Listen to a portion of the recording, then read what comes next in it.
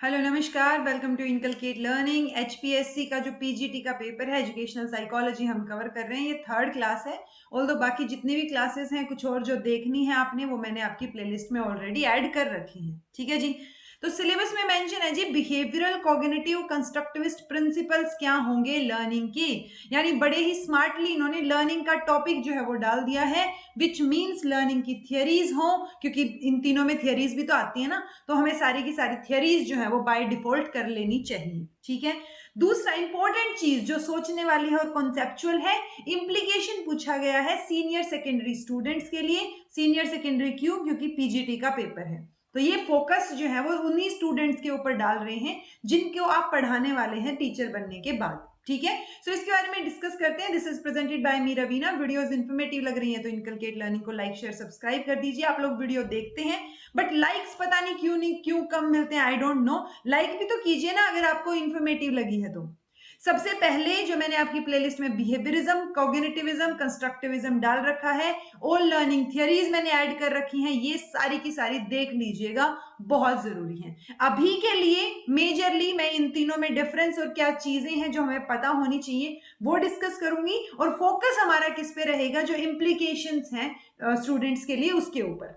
ठीक है। सो कोग्निटिविज्म और बिहेवियरिज्म, देखिए बिहेवियरिज्म जो है वो बिहेवियर पे फोकस करता है, ये कॉग्निशन पे फोकस करता है।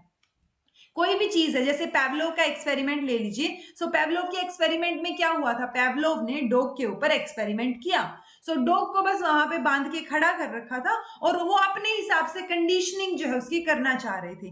यानी कि हम सिर्फ ये देखना चाह रहे हैं कि जो स्टिमुलस हम दे रहे हैं उसको न्यूट्रल स्टिमुलस, और स्टिमुलस क्या था हमारा, खाने के साथ हम कंसीडर कर रहे थे बेल को, बेल बजाने को। सो बेल हमारा न्यूट्रल स्टिमुलस था, फूड हमारा नेचुरल स्टिमुलस था।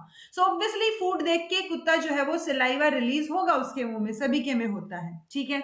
जब हम बेल बजा रहे हैं, हमने एसोसिएट कर दिया ये सिलाइवा का क्रिएशन किसके साथ, सिक्रीशन जो है बेल के साथ, कि जब भी बेल बजेगी सिलाइवा सिक्रीट होगा, फूड भले ही हम सामने ना रखें फिर। तो वो हमने उसको क्या कर दिया था, कनेक्ट करके उसका बिहेवियर जो है वैसा बना दिया था। ठीक है। सो ये फोकस किस पे कर रहे हैं, बिहेवियर पे। ये नहीं सोच रहे कि जो है डॉग जो है वो दिमाग में क्या सोच रहा है या उसकी क्या प्रोसेसेस चल रहे होंगे, कैसे जो है वो बेल से मतलब कैसे कनेक्ट हो गया, कैसे जो है वो कंडीशनिंग हो गई उसकी। सो वो कैसे वगैरह वाली सिचुएशन नहीं है। सिर्फ एनिमल्स पे एक्सपेरिमेंट किए और फिर बोल रहे थे कि ह्यूमन पे भी ऐसे ही हम ह्यूमन को ट्रीट कर सकते हैं, यानी ह्यूमन को भी ये प्रोग्राम्ड एनिमल्स बोल रहे हैं कि आप ह्यूमन को भी ऐसे ही कंडीशन कर सकते हैं। सो वही चीज है जी, यहाँ पे बिहेवियर पे फोकस है कि कुत्ता कैसे बिहेव कर रहा है, उस पे फोकस था। ऐसे ही रैट पे, स्किनर ने रैट पे किया तो रैट कैसे बिहेव कर रहा है। लेकिन कॉग्निशन की जब हम बात करेंगे, कॉग्निटिविज्म की बात करेंगे, सो ये चीज भी कंसीडर कर रहे हैं कि जिस ऑब्जेक्ट के ऊपर हम काम कर रहे हैं उसके दिमाग में क्या चल रहा होगा। सो ये जो हेड में चल रहे प्रोसेसेस हैं उनके बारे में भी बात करते हैं कि ये चीज हुई कैसे। ओके। दूसरी चीज, ये ह्यूमन को जो है प्रोग्राम्ड एनिमल्स नहीं बोलते, ये चीज आपको पता होनी चाहिए। सो आई होप बेसिक डिफरेंस आपको समझ आ गया होगा। जब भी आपसे इंप्लीकेशन पूछी जाए और बिहेवियरिज्म की बात हो, तो खुद को मतलब टीचर को जो है वो पेवलोव मान लीजिए कि कैसे जो है टीचर कंडीशन करेगा बच्चे को, और लर्नर जो है उसको डॉग की जगह रख के देख लीजिएगा। मतलब जगह रख के इसलिए बोल रही हूँ ताकि आप को रिलेट कर पाए कि वो एक्सपेरिमेंट जो हमारा स्कूल है उसमें कैसे एप्लीकेबल रहेगा, वो चीज ध्यान रख सकते हैं आप उससे। ठीक है। तो एक बार देख लेते हैं। तो मेन थीम जो है वो बिहेवियरिज्म की मेन थीम क्या है जी, एक सेकेंड, कर्सर जो है वो गायब हो गया है मेरा। ओके ठीक है। सो मेन थीम जो है वो इस न्यू स्कूल जो कॉग्निशन वाला था, इसको व्हाइट बॉक्स थियरी बोलते हैं, क्योंकि ये जो इंटरनल प्रोसेसेस हैं उनके ऊपर भी फोकस कर रहे हैं। ओके। लेकिन इसको बिहेवियरिज्म, बी से बिहेवियरिज्म और बी से ही ब्लैक, तो इसको ब्लैक बॉक्स थियरी के नाम से भी जाना जाता है बिहेवियरिज्म को, क्योंकि ये बिहेवियरिस्ट जो है वो कंसर्न है आउटपुट या जो रिस्पॉन्स क्या आ रहा है उससे। मतलब जो डॉग के ऊपर एक्सपेरिमेंट हुआ था तो डॉग कैसे रिस्पॉन्ड कर रहा है उसके ऊपर फोकस है। अगर हम स्कूल लेवल की बात करेंगे या टीचिंग लर्निंग के प्रोसेस में इसकी बात करेंगे तो लर्नर कैसे रिएक्ट कर रहा है, लर्नर का क्या रिस्पॉन्स है, उसके ऊपर फोकस रहेगा बिहेवियरिज्म का। कोग्निटिविज्म का फोकस रहेगा कि कैसे सोच रहा है, क्या चल रहा है दिमाग में, जो इंटरनल प्रोसेसेस हैं उनके ऊपर भी फोकस कोग्निटिविज्म करेगा। ठीक है, एक चीज और देख लेते हैं, बिहेवियर साइकोलॉजी जो वो किस पे फोकस करती है, बिहेवियर के ऑब्जर्वेशन पे फोकस करती है, बल्कि कोग्निटिव साइकोलॉजी जो है वो मैन की थिंकिंग, मेमोरी, मतलब जो इंटरनल प्रोसेसेस है ना सारे के सारे, डेवलपमेंट, परसेप्शन, इमेजिनरी, तो ये सारे जो मेंटल प्रोसेसेस हैं उनको जब उनके बारे में बात हो, उनके ऊपर जो है ऑब्जर्व किया जाए, उनको उनके ऊपर ध्यान दिया जाए, सो वो कोग्निटिव साइकोलॉजी जो है वो काम कर रही है। सो कोग्निटिव साइकोलॉजिस्ट जो है वो टोटली ऑपोजिट है देखा जाए तो बिहेवियरिज्म वाले साइकोलॉजिस्ट के, यानी बिहेवियरिस्ट के। ठीक है, अब कोग्निटिविज्म, क्योंकि ना हम बीच में लगाते हैं, बिहेवियरिज्म में सिर्फ बिहेवियर पे फोकस है, कोग्निटिविज्म में सिर्फ किस पे, इंटरनल प्रोसेसेस भी इंक्लूड हो गए, और कंस्ट्रक्टिविज्म सबसे बड़े लेवल की चीज मानी जाएगी कि हम चीजों को कंस्ट्रक्ट कर रहे हैं, मतलब जो प्यूपिल है, जो लर्नर है, वो खुद कंस्ट्रक्ट कर रहा है नॉलेज को। सो ये कंस्ट्रक्टिविज्म का फोकस इसके ऊपर रहेगा। सो बिहेवियरिज्म, कोग्निटिविज्म और कंस्ट्रक्टिविज्म, इसलिए पहले मैंने कोग्निटिविज्म के साथ बिहेवियरिज्म का कंपैरिजन आपको दिखाया, अब कोग्निटिविज्म के साथ कंस्ट्रक्टिविज्म का जो है वो कंपैरिजन देख लेते हैं। मेजर डिफरेंस क्या रहेगा, cognitive learning is about building on prior knowledge, जो पहले से चीजें हैं उनके बारे में, बल्कि कंस्ट्रक्टिविज्म में कंस्ट्रक्ट हो रहे हैं नए आइडियाज, नए कॉन्सेप्ट्स, डिस्कवरी से बच्चे सीख रहे हैं, तो वो कंस्ट्रक्टिविज्म जो है वो रहेगा। सो ऑब्वियसली हम इन तीनों का ही यूज कर सकते हैं अलग अलग सिचुएशन में, स्कूल लेवल पे भी। सो कंस्ट्रक्टिविज्म सिमिलर है वैसे तो कोग्निटिविज्म के, बट दोनों, बिकॉज दोनों के दोनों जो है वो फोकस कर रहे हैं मीनिंग्स के ऊपर कि सीखना कैसे है। बस डिफरेंस क्या है, कंस्ट्रक्टिविज्म में इंटरेक्शन जो है वो थोड़ा सा बढ़ गया, यहाँ पे बच्चा डिस्कवरी के थ्रू खुद करके कंस्ट्रक्ट कर रहा है नॉलेज को। कोग्निटिविज्म में इंफॉर्मेशन तो दी जा रही है, बट वो कैसे दिमाग में क्लियर हो रही है उस प्रोसेस के ऊपर भी फोकस किया जा रहा है। कंस्ट्रक्टिविज्म में आप ये 4 नाम भी याद रखेंगे, जीन पियाजे ने इंडिविजुअल कंस्ट्रक्टिविज्म की बात की थी, वाइगोट्स्की ने सोशल, वॉन ग्लेसरफिल्ड ने रेडिकल, और ये कोग्निटिव कंस्ट्रक्टिविज्म। तो इनके आप नाम याद रखेंगे। अगर नॉर्मली पूछा जाता है कि कंस्ट्रक्टिविज्म के बारे में पूछ लिया जाए और सोशल, रेडिकल या कोग्निटिव ये वर्ड मेंशन ना किए जाए, तो आप जीन पियाजे के साथ आंसर में जा सकते हैं।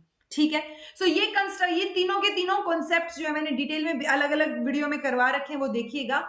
अगर यहां तक आपको समझ आया तो आप अब नॉलेज को कनेक्ट करने की कोशिश कीजिए कि बिहेवियरिज्म का एस्पेक्ट आप कहां यूज कर सकते हैं, या जो ये तीनों के तीनों एस्पेक्ट है ना, ये कहां यूज कर सकते हैं। सबसे पहले तो हम बच्चे की एडजस्टमेंट में हेल्प कर सकते हैं इनका यूज करके, और एडजस्टमेंट, माल एडजस्टमेंट, मेंटल हेल्थ, ये वाला जो है वो हम नेक्स्ट लेक्चर में बात करेंगे, आपके सिलेबस में है। सो एडजस्टमेंट में कैसे हेल्प करेगा ना ये, मान लो बच्चा जो है वो थोड़ा सा अग्रेसिव है बिहेवियर में, ठीक है, सो उस अग्रेसिव बिहेवियर को आप बिहेवियरिज्म, कोग्निटिविज्म, कंस्ट्रक्टिविज्म की हेल्प से कैसे सोल्व कर सकते हैं, वो ध्यान रखना है। तो ये जो बेसिक प्रिंसिपल्स है ना इनके, जैसे कंस्ट्रक्टिविज्म में हम अगले इंसान को कंस्ट्रक्शन में लगाएंगे कि वो चीजों को खुद कंस्ट्रक्ट करे। ये हो सकता है, मान लो मैंने कोई डिस्कवरी लर्निंग की प्रॉब्लम दे दी बच्चों को, तो वो कंस्ट्रक्टिविज्म का पार्ट हो गया कि वो खुद कंस्ट्रक्ट कर रहे हैं, नॉलेज एक्सपीरियंस से सीख रहे हैं। बिहेवियरिज्म की बात करूं, मान लो बच्चा जो है वो गलत आदतों में फंसने की राह पे है और दूसरी तरफ जा रहा है, और जो है मतलब सही से बिहेव नहीं कर रहा है, सो उसके बिहेवियर को आप कैसे मॉडिफाई करेंगे कंडीशनिंग करके, वो प्रिंसिपल्स भी आप यूज कर सकते हैं यहाँ पे। ठीक है, कॉग्निशन की उसकी प्रोसेसेस चल क्या रही हैं, तभी तो वो चीजें समझ पाएगा ना। सो वो कॉग्निशन के जो है वो हमारे कोग्निटिविज्म जो है उसके प्रिंसिपल्स भी ध्यान रखेंगे। तो जो कैरेक्टरिस्टिक्स हम पढ़ते हैं ना बिहेवियरिज्म में, कोग्निटिविज्म में या फिर कंस्ट्रक्टिविज्म में, उनको हमें यूज करना है सेकेंडरी जो है, सीनियर सेकेंडरी बच्चों के लिए, यानी 11th 12th के बच्चे आप लगा के चल सकते हैं, ज्यादा से ज्यादा आप 9 10th के लगा सकते, 9 to 12th के लगा सकते हैं, बिकॉज 11 12 सीनियर सेकेंडरी है। मैंने आपको पहले ही बताया कि सीनियर वर्ड जो है अब हट रहा है, एनईपी 2020 में भी यूज नहीं हुआ है, क्योंकि हमारा 10+2 का स्ट्रक्चर अब चेंज हो गया है। सो सिर्फ +2 की बजाय आप जो 5+3+3+4 है उसके 4 को लेके चलिए जब सेकेंडरी या सीनियर सेकेंडरी कहीं भी बात हो तो। ठीक है, बिहेवियर को आप मॉडिफाई कर सकते हैं, मान लो डेलिक्वेंसी की तरफ बच्चा जा रहा है, या चोरी कर रहा है, या एडजस्टमेंट नहीं हो रही है, इस वजह से वो कुछ गलत चीजें कर रहा है, तो आप उसका बिहेवियर मॉडिफिकेशन बिहेवियरिज्म के प्रिंसिपल्स को यूज करके कर सकते हैं।